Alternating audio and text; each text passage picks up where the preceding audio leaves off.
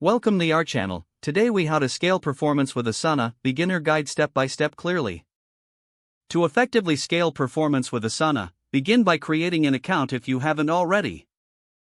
Once logged in, familiarize yourself with the dashboard. Explore the various sections, such as projects, tasks, and my tasks. Next, create a new project by clicking on the plus new project button. Choose from a template or start from scratch, depending on your needs. Name your project clearly to reflect its purpose. Set a project due date to keep your team on track. Add tasks to your project by clicking on Add Task.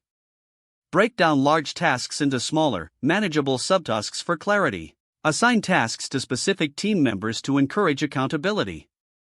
Set due dates for each task and subtask to maintain progress. Add attachments or links relevant to the tasks for easy access.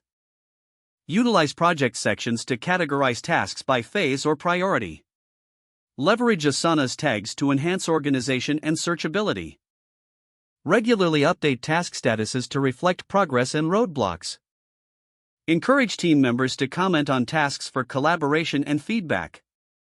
Use the timeline view to visualize project timelines and dependencies. Monitor project progress through the dashboard's reporting features.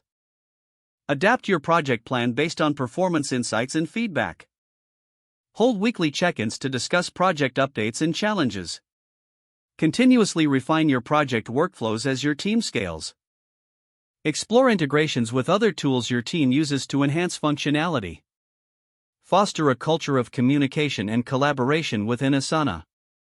Celebrate milestones to motivate your team and acknowledge their efforts. By following these steps, you'll be on your way to effectively scaling performance with Asana. If the page does not load, refresh the browser or try again in a private or incognito window. Make sure you are using the correct email address, then retype it carefully to avoid small typos. If your password is not accepted, use the reset option and create a new strong password you can remember.